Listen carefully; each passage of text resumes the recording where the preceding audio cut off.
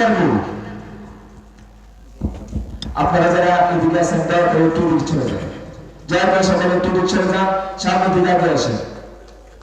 আসসালামু আলাইকুম ওয়া রাহমাতুল্লাহি ওয়া বারাকাতুহু।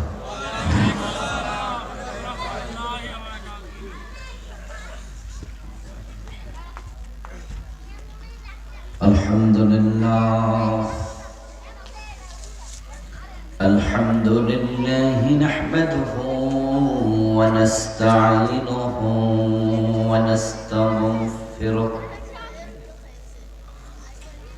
ونعوذ بالله من شرور أنفسنا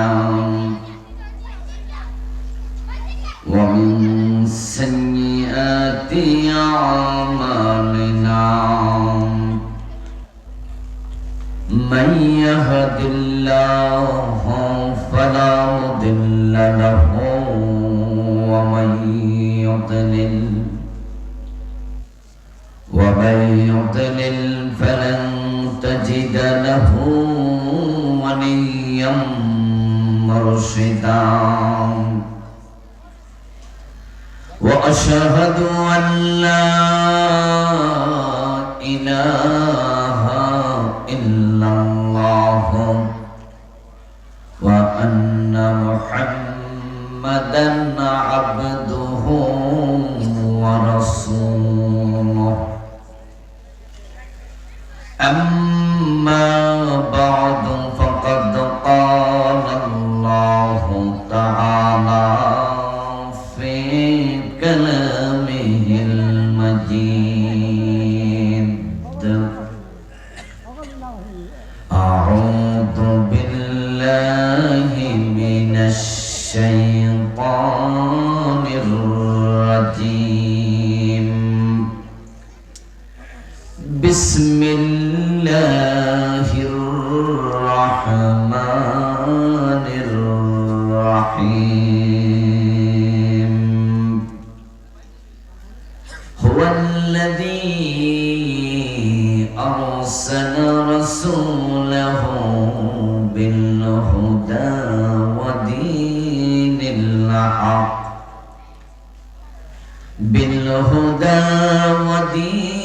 الحق ليظهره على الدين كله ولو كره المشركون. قال النبي صلى الله عليه وسلم الإسلام يعلو ولا يعلى. وقال النبي أيضا كانت بنو إسرائيل تسوسهم الأنبياء كلما هلك نبي خلفه نبي وإنه لا نبي بعدي أو كما قال النبي عليه الصلاة والسلام. شكرا درود شريف قرون اللهم صل على محمد وعلى آل محمد كما صليت على إبراهيم وعلى آل إبراهيم إنك حميد مجيد. اللهم بارك على محمد وعلى آل محمد كما باركت على إبراهيم وعلى آل إبراهيم إنك حميد مجيد.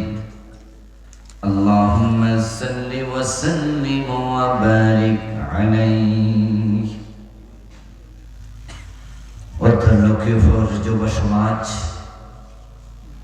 ও গ্রামবাসীর উদ্যোগে আয়োজিত আজকের এই চমৎকার নবম বার্ষিক তাফসীরুল কোরআন মাহফিলের সম্মানিত সভাপতি মহতারাম জনাব হাজী মোহাম্মদ আব্দুল খালেক সরদার সাহেব, আজকের মাহফিল আমার পূর্বে অত্যন্ত চমৎকার ভাবে আলোচনা উপস্থাপন করেছেন নন্দিত মুফাসসির কুরআন মুহতারাম মাওলানা আলহাজ নাসিরউদ্দিন হেলালি সাহেব। আল্লাহ তাআলা ভাইকে সুস্থ সুন্দর লম্বা হায়াত দান করুন।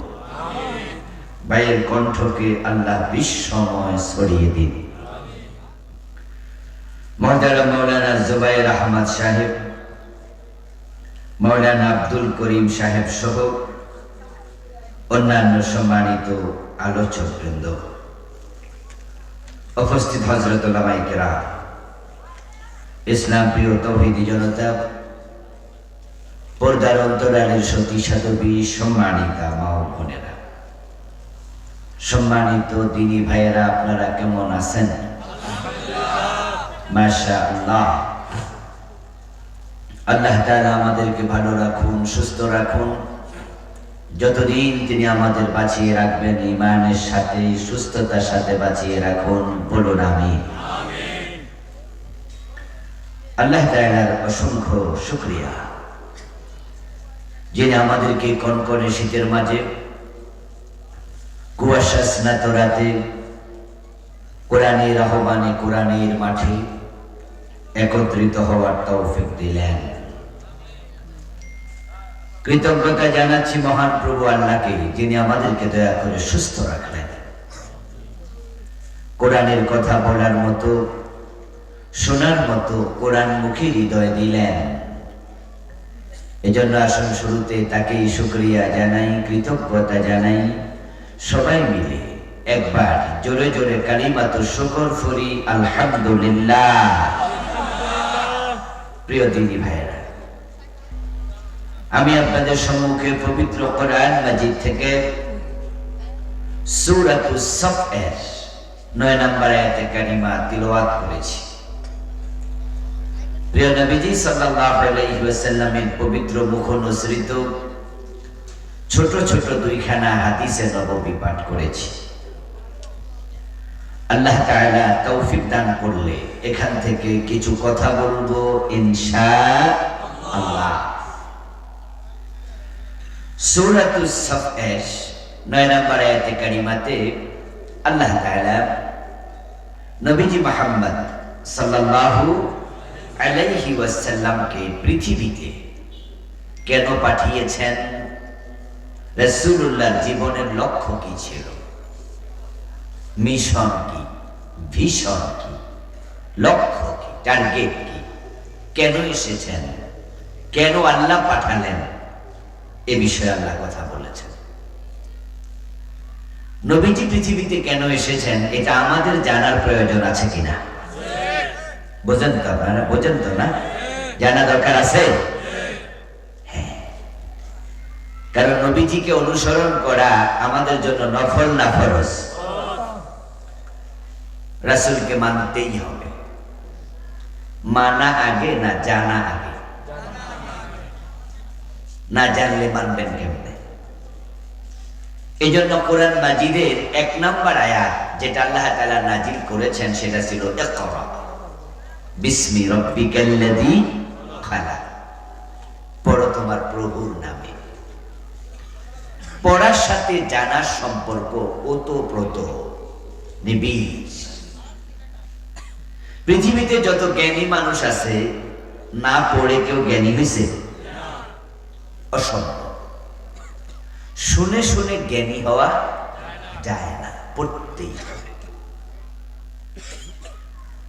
আল্লাহ তাআলা জানার জন্য অর্ডার করেছেন, বলেছেন রাসূল আমাদেরকে তলাবুল ইলমি ফারিদা আলা কুল্লি মুসলিম, ইলম শিখা সকল মুসলমানের জন্য ম্যান্ডেটরি, আবশ্যক, ফরজ, শিখতেই হবে।